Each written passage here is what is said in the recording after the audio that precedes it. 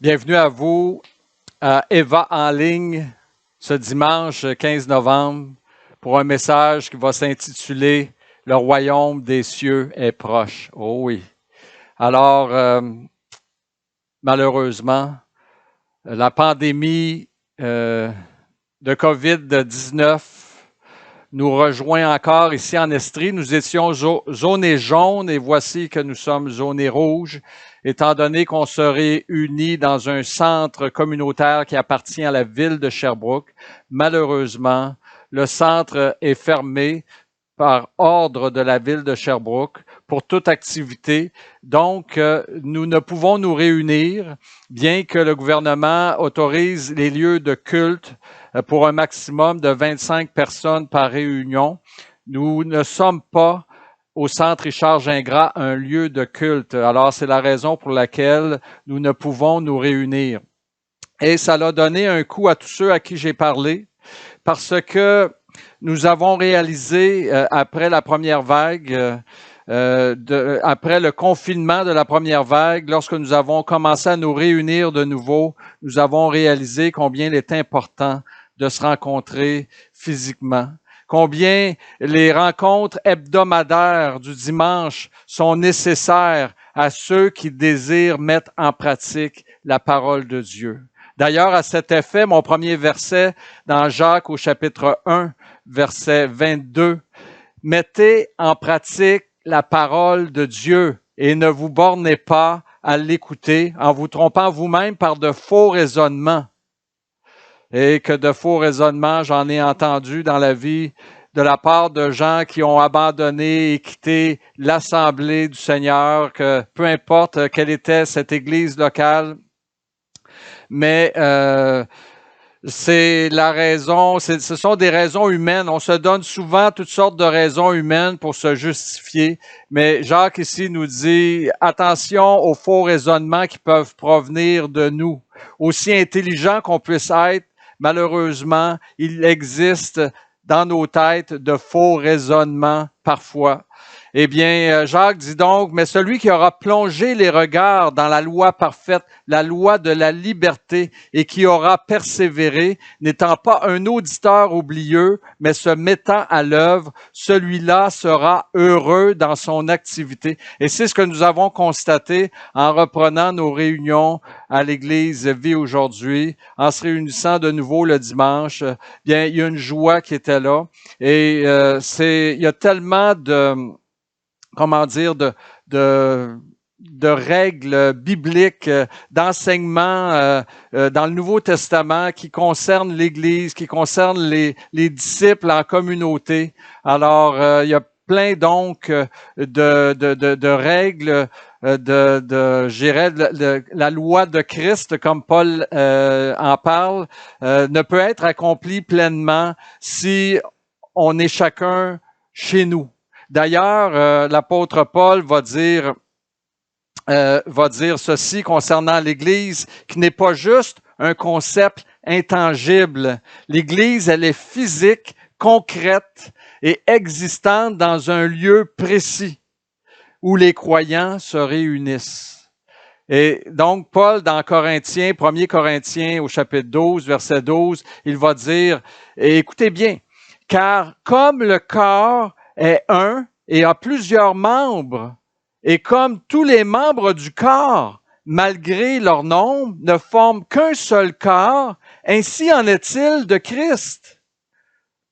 Nous avons tous, en effet, été baptisés dans un seul esprit pour former un seul corps. Ainsi, le corps n'est pas un seul membre, mais il est formé de plusieurs membres. Et si tous étaient un seul membre, où serait le corps? Alors, ça fait aussi écho à ce que je vous dis, dans le sens où on ne peut pas vivre notre vie chrétienne chacun chez nous. On doit être réunis, on doit connaître des relations fraternelles et nous formons un corps avec chacun des dons différents. Nous sommes tous des membres différents d'un même corps. Et donc, Paul dit aussi, maintenant donc, il y a plusieurs membres et un seul corps. L'œil ne peut pas dire à la main, je n'ai pas besoin de toi, ni la tête dire aux pieds, je n'ai pas besoin de vous. Alors, chers amis, frères et sœurs, et vous qui m'écoutez dans ce message, peut-être que vous viendrez vous réunir avec nous bientôt lorsque on va être des zones rouges pour revenir à des conditions normales. Nous avons besoin les uns des autres et nous avons besoin de nous réunir le dimanche. Nous avons besoin de nous voir et nous avons besoin de mettre au service les uns des autres les dons que nous avons reçus du Seigneur. Alors, ma prière, c'est Seigneur, ramène-nous bientôt et afin que notre joie soit parfaite et afin qu'on puisse mettre en pratique ta parole en ce qui concerne la communion fraternelle et l'Église. Un autre sujet sur lequel je veux vous entretenir, un événement important que je ne peux éviter dans ce message et qui va être le prélude, au message que je veux vous apporter, dont le titre encore, je le répète, le royaume des cieux est proche. Ça concerne notre voisin du Sud. Je n'ai pas souvent parlé politique dans mes messages. Je veux le faire maintenant, mais pour expliquer et non pour prendre une position quelconque sur un quelconque parti ou sur de quelconques décisions. Mais la situation qui se vit actuellement chez nos voisins du Sud, je dirais, elle est trop importante, elle est trop grave pour que je n'aborde pas un peu ce sujet et que je ne jette pas une lumière spirituelle là-dessus pour que vous soyez éclairés par la parole de Dieu concernant des nouvelles que vous entendez à tous les jours et que vous suivez parfois comme un trailer politique en quelque sorte. Et vous savez que les États-Unis, c'est la plus grande puissance militaire, économique et religieuse au monde actuellement. Et cette superpuissance, elle est à côté de nous, c'est notre voisin. On est sur un continent, l'Amérique du Nord, sur lequel il y a 3 pays, le Canada, les États-Unis et le Mexique. Donc, ce qui se passe aux États-Unis va inévitablement avoir un impact sur nous, les Canadiens. Alors, et donc, c'est la raison pour laquelle je veux parler de ce qui se passe actuellement. C'est sans précédent dans l'histoire de ce pays. Les États-Unis ont toujours été vus comme le pays du respect des droits et des libertés individuelles qui repose sur un système politique fonctionnant sur la démocratie.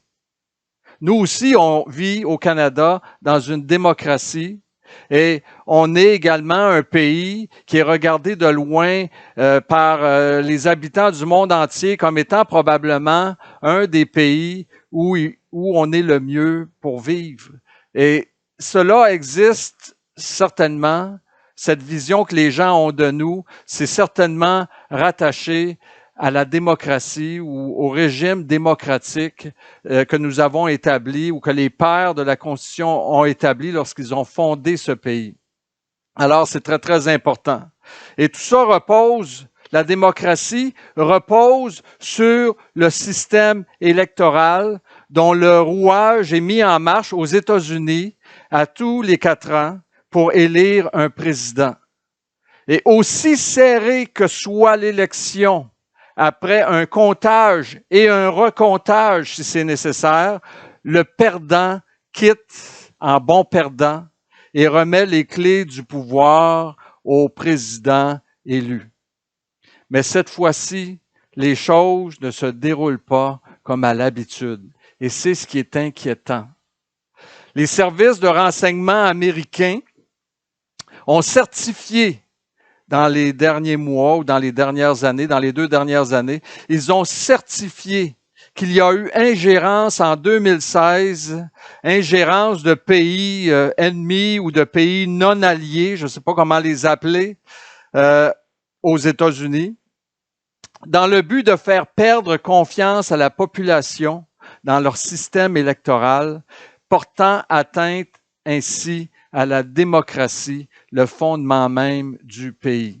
Alors ça m'apparaît quelque chose comme étant inédit et très sérieux parce que les États-Unis, encore une fois, c'est c'est l'image de la démocratie, c'est le modèle de la démocratie dans le monde. Aujourd'hui, des millions d'Américains ne font plus confiance à leur système électoral. Lorsque leur parti politique et l'homme pour qui ils ont voté perd ces élections, et ils sont convaincus qu'il y a eu de la magouille, qu'il y a eu de l'interférence, que le système électoral n'est pas impeccable et plein de failles et qu'il y a plein de personnes qui sont intervenues pour frauder, en quelque sorte, les résultats de l'élection. En 2016, ce fut les démocrates qui, à tort ou à raison, ont contesté pendant des mois l'élection de Donald Trump. Et en 2020, ce sont les républicains qui, à tort ou à raison, je ne veux pas prendre parti, je vous l'ai dit, vont contester les résultats de l'élection. Et ces électeurs républicains qui croient que Donald Trump, au-delà du personnage, parce que Donald Trump incarne un personnage, je pense que tout le monde est comme, non, je n'adopte pas la façon de parler, la façon d'agir de cet homme. Mais au-delà du personnage, beaucoup de gens et des millions d'Américains croient qu'il est le mieux placé pour défendre la Constitution des États-Unis et ils sont même prêts à soutenir une prise de pouvoir forcée, un putsch, pour maintenir le président Trump au pouvoir, alléguant que des intervenants malhonnêtes leur ont volé l'élection. Cette semaine, j'ai écouté les nouvelles le matin, je lis la Bible, mais j'écoute aussi les nouvelles du monde pour voir qu'est-ce qui se passe. Et je suis de près, je l'avoue, ce qui se passe aux États-Unis, parce que j'ai une forme d'inquiétude au-dedans de moi, tout en me confiant en Dieu, puis en priant et en sachant très bien que Dieu aura le dernier mot sur toute chose. Et ma prière, moi, de toute façon, c'est Seigneur, fais arriver ce qui doit arriver pour que ton règne vienne bientôt. Et donc, Mario Dumont, cette semaine, a fait des commentaires. Je suis sûr que ça lui a été reproché par ses patrons pour qu'il modère un peu ses propos. Mais Mario Dumont a fait une déclaration surprenante après avoir constaté que Donald Trump avait fait un remaniement important de l'état-major de l'armée américaine. Et Mario Dumont a donc déclaré ceci, c'est le premier geste qu'ont posé les dictateurs de ce monde quand ils ont pris le pouvoir. Alors, effectivement, on ne sait pas ce qui va arriver aux États-Unis. On espère que les choses vont se placer correctement, mais on n'a aucune idée de ce qui peut arriver parce que Donald Trump a toujours fait mentir les sondages et a toujours fait mentir les prédictions. Et les États-Unis sont le pays où tout peut arriver.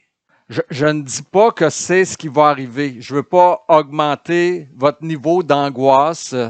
Il y a beaucoup d'inquiétudes. En fait, plus on écoute les nouvelles de ce monde, plus l'inquiétude et l'angoisse peut nous gagner.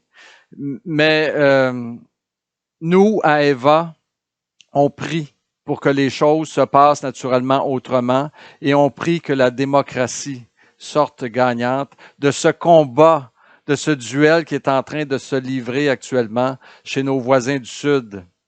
Mais on ne sait pas l'avenir et je veux rappeler une réalité, c'est que le monde entier est encore soumis à des puissances invisibles, diaboliques, et que le monde dans lequel nous vivons est un monde qui est encore déchu et où le péché règne. Ce qui veut donc dire que les pires choses peuvent encore arriver, malheureusement.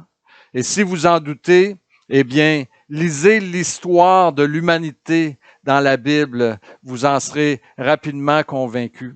Un des pères fondateurs de la Constitution américaine, si je me trompe pas, Benjamin Franklin, s'était fait poser la question, mais qu'est-ce que vous nous laissez comme gouvernement? Et Franklin aurait répondu ceci: une république, si vous êtes capable de la garder. Et là, on est rendu au moment critique dans l'histoire où est-ce que les États-Unis, est-ce que les dirigeants de ce pays, est-ce que la population de ce pays va être capable de garder cette république libre telle que les pères fondateurs l'ont conçue à l'origine?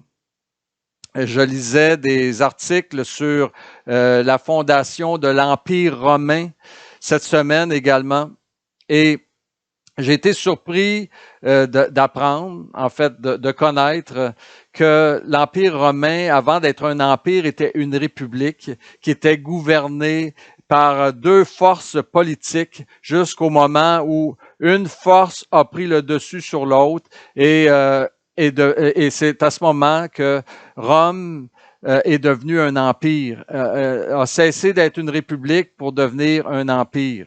Alors, moi, je veux que vous reteniez ceci. En fait, deux choses que je veux que vous reteniez.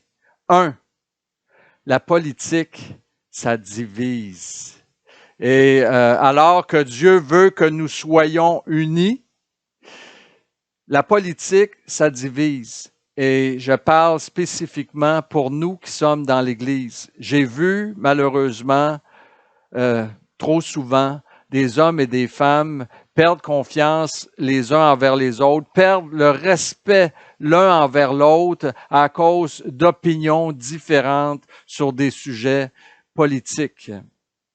Les démocrates, quand j'analyse les choses objectivement, je suis convaincu que vous allez arriver au même résultat que moi si vous faites l'exercice. Les démocrates ont de bonnes raisons quand on les écoute pour être démocrates. Et les républicains ont de bonnes raisons d'être républicains quand on les écoute. Et les Américains font des choix selon leurs valeurs, leur éducation et leur situation économique. Mais malheureusement, dans leur position extrême, je dirais, ils finissent par devenir ennemis les uns des autres à cause de la politique. Alors nous qui avons choisi comme roi et comme Seigneur Jésus-Christ, évitons de faire de la politique humaine, car l'ordre du Seigneur, c'est l'unité. Former un seul corps, plusieurs membres et former un seul corps. D'ailleurs, l'apôtre Paul nous dit de préserver l'unité de l'esprit par les liens de la paix. Et là, on parle en fait l'esprit, non pas l'esprit de Dieu avec un E majuscule, mais l'esprit avec un petit e, c'est-à-dire, on pourrait formuler ça ainsi, garder un esprit d'unité par les liens de la paix. C'est ce qu'on veut faire à Eva, c'est ce qu'on veut garder à Eva, c'est ce qu'on doit garder dans toutes les églises du Seigneur. Deuxièmement, donc, retenez ceci, attention à la politique, ça divise. Deuxièmement, il va y avoir des bouleversements majeurs dans les gouvernements du monde à court terme. Si j'ai une prophétie à faire dans ma vie, dans mon ministère et dans ma vie actuellement, c'est celle-ci. Il va y avoir des bouleversements importants, majeurs dans les gouvernements de ce monde et donc sur le plan politique, non pas à long terme, mais à court terme. Où, comment, avec quel acteur politique, je ne peux pas vous le dire, mais je peux vous dire à quoi ça va ressembler, par exemple. Et je veux utiliser le livre de Daniel, ça va être ma lecture de la Bible aujourd'hui dans ce message. Le livre de Daniel est encore pertinent aujourd'hui. Le livre de Daniel est appelé aussi l'Apocalypse de l'Ancien Testament. Et je veux vous dire que ce soit l'Apocalypse de Jean ou que ce soit le livre de Daniel, ce sont des livres crédibles et des livres très sérieux. D'ailleurs, Jésus lui-même a utilisé le terme « Fils de l'homme » qui vient de Daniel, du livre de Daniel, pour se désigner lui-même. Il est le Fils de l'homme dont Daniel a parlé dans ses prophéties. Alors, si Jésus a cité Daniel de la sorte, je peux vous dire que tout le livre de Daniel est inspiré de Dieu et c'est un livre sans erreur. Un livre difficile à comprendre, mais un livre sans erreur. Alors, je veux vous lire le passage de Daniel au chapitre 7, lorsque Daniel a eu la vision des 4 bêtes. Et je veux vous lire l'interprétation, parce qu'après avoir, c'est un chapitre qui est quand même long, je vous invite à le lire à la maison durant la semaine. C'est intéressant. Vous pouvez lire même tout le livre de Daniel. C'est un livre d'actualité, surtout quand on pense qu'on est rendu maintenant dans les derniers jours et que le retour du Seigneur peut se faire bientôt. Eh bien, Daniel nous parle des derniers temps. Il nous parle des temps avant-coureurs du retour de Jésus-Christ. Et donc, Daniel a eu cette vision qui l'a effrayé, une vision effrayante de l'avenir et des gouvernements. Les gouvernements qui sont en fait illustrés par 4 bêtes. Et en fait, ces 4 bêtes sont 4 empires. Et les empires dont il est question, je peux vous le dire tout de suite, si vous fouillez dans les manuels de théologie, si vous faites des recherches, tous les théologiens, tous les historiens s'entendent pour dire que les 4 bêtes sont les Babyloniens, les Mèdes et les Perses, l'empire grec d'Alexandre et l'empire romain. Alors, la 4e bête, qui est figurée par l'empire romain, a particulièrement fait peur à Daniel. Et c'est l'explication. Il a demandé une explication. Il y avait des gens autour de lui dans sa vision et probablement des anges. Il a demandé l'explication de cette vision, de ce songe. Lisons ensemble à partir du verset 15 au chapitre 7. Moi, Daniel, j'eus l'esprit troublé au-dedans de moi et les visions de ma tête m'effrayèrent. Je m'approchai de l'un de ceux qui étaient là et je lui demandai ce qu'il avait fait, ce qu'il y avait de vrai dans toutes ces choses. Il me le dit et m'en donna l'explication. Ces 4 grands animaux, ce sont 4 rois qui s'élèveront de la terre. Mais les saints du Très-Haut recevront leur royaume et ils posséderont leur royaume éternellement, d'éternité en éternité. Ensuite, je désirais savoir la vérité sur le 4e animal qui était différent de tous les autres, extrêmement terrible, qui avait des dents de fer et des ongles d'airain et qui mangeait, brisait et foulait aux pieds ce qui restait. Et sur les 10 cornes qu'il avait à la tête, et sur l'autre qui était sortie de devant laquelle 3 étaient tombés, sur cette corne qui avait des yeux, une bouche parlant avec arrogance et une plus grande apparence que les autres. Je vis cette corne faire la guerre aux saints et l'emporter sur eux. Tout le monde s'entend pour dire que cette autre corne qui va s'élever des 10 autres cornes, qui est très petite au début, qui va prendre beaucoup de place, c'est l'Antéchrist. L'Antéchrist que Jésus va exterminer lui-même lors de son retour n'est pas arrivé encore. Et l'apôtre Paul nous en parle dans ses épîtres. La parole de Dieu nous en parle. C'est une chose qui est réelle, qui est véritable et qui va s'accomplir. Et donc, il est dit ici, donc je vis cette corne faire la guerre aux saints et l'emporter sur eux jusqu'au moment où l'ancien des jours vint donner droit aux saints du Très-Haut. Et le temps arriva où les saints furent en possession du royaume. Il me parla ainsi, le 4e animal, c'est un 4e royaume qui existera sur la terre, différent de tous les royaumes et qui dévorera toute la terre, la foulera et la brisera. Et les 10 cornes, ce sont 10 rois qui s'élèveront de ce royaume. Un autre s'élèvera après eux, il sera différent des premiers et il abaissera 3 rois. Il prononcera des paroles contre le Très-Haut, il opprimera les saints du Très-Haut et il espérera changer les temps et la loi. Et les saints seront livrés entre ses mains pendant un temps, des temps et la moitié d'un temps. Puis viendra le jugement, où on lui ôtera sa domination, qui sera détruite et anéantie pour jamais. Le règne et la domination et la grandeur de tous les royaumes qui sont sous les cieux seront donnés au peuple des saints du Très-Haut. Son règne est un règne éternel et tous les dominateurs le serviront et lui obéiront. Ici finirent les paroles. Moi, Daniel, je fus extrêmement troublé par mes pensées. Je changeai de couleur et je conservai ces paroles dans mon cœur. Alors, pour que un homme comme Daniel, qui en avait vu d'autres quand même, qui était à la tête, un dirigeant élevé à la tête du royaume des Babyloniens au départ, eh bien, pour qu'il change de couleur, c'est parce que c'était effrayant.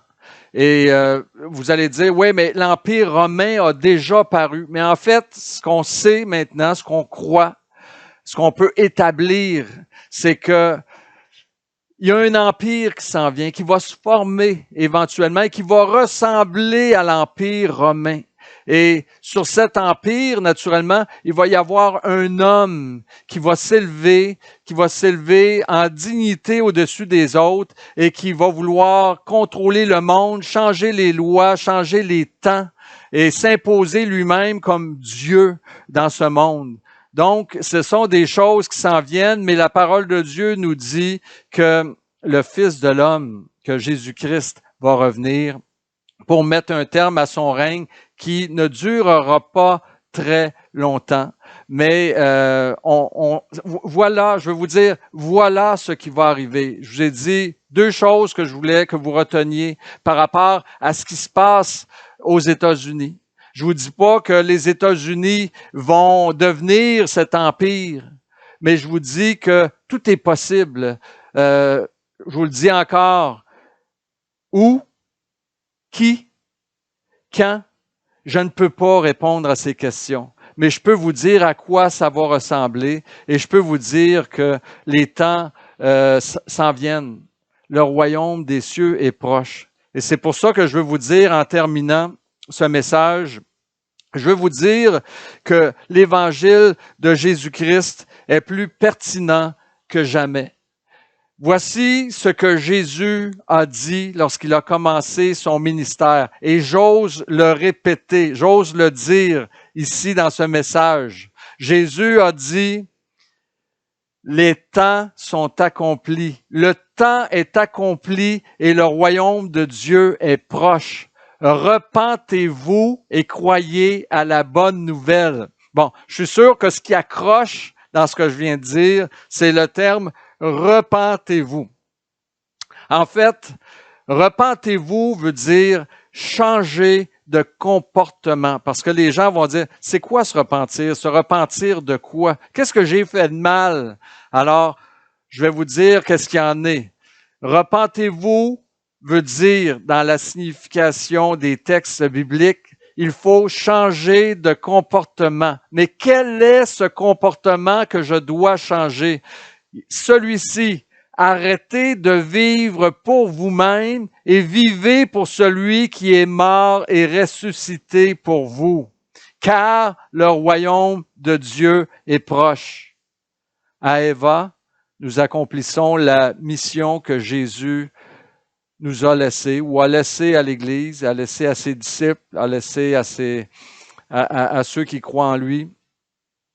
Et cette mission est la suivante. Elle est relatée dans Matthieu 28, au verset 18, lorsque Jésus, étant ressuscité, se montrait déjà, Paul a dit, à plus de 500 frères à la fois. La résurrection de Christ, ce n'est pas une croyance, c'est un fait. Jésus est vraiment ressuscité et il est le roi des rois. Et lorsque Jésus, donc, après avoir été ressuscité, avant d'être élevé au ciel, a dit, « Tout pouvoir m'a été donné dans le ciel et sur la terre. Allez, faites de toutes les nations des disciples, les baptisant au nom du Père, du Fils et du Saint-Esprit, et enseignez-leur à observer tout ce que je vous ai prescrit. Et voici, je suis avec vous tous les jours jusqu'à la fin du monde. » Alors, nous, à Eva, nous accomplissons cette mission. Peut-être vous posez-vous la question, à vous qui m'écoutez, qui n'avez pas encore commencé à vivre pour Christ, mais qui vivez pour vous-même, par où dois-je commencer? Je peux vous donner une suggestion? Écrivez-nous à Eva. L'adresse courriel est eva.sherbrooke@gmail.com. Dites-nous par écrit, moi, j'ai décidé de croire en Jésus-Christ et je veux être son disciple. Je veux changer de comportement. Je veux changer mes voies. Je ne veux plus vivre pour moi-même, mais je veux vivre pour Jésus-Christ et je veux devenir son disciple. Je veux connaître les instructions qu'il nous a laissées. Je veux connaître les enseignements qu'il nous a prescrits parce que je veux m'y conformer. Je serais content d'avoir votre courriel. En retour, nous à Eva, moi ou Michel, qui sommes les pasteurs de l'Église Vie aujourd'hui, nous vous enverrons une Bible, si vous n'en avez pas une, et un guide pour vous aider à bien comprendre les Écritures. Chers frères, chers amis, chers participants d'Eva, dans nos dernières rencontres, dans nos 2 derniers mois où nous nous sommes rencontrés, j'ai encore une fois compris combien je vous aime, combien j'ai besoin de vous, combien nous avons besoin les uns des autres. Et je vous invite à prier avec moi durant cette semaine et durant les semaines à venir, que le Seigneur puisse de nouveau nous réunir et prier pour ceux qui ne le connaissent pas encore, pour ceux qui vont peut-être répondre à l'appel aujourd'hui et qui peut-être deviendront des disciples affermis du Seigneur, car le royaume des cieux est proche. Que Dieu vous bénisse.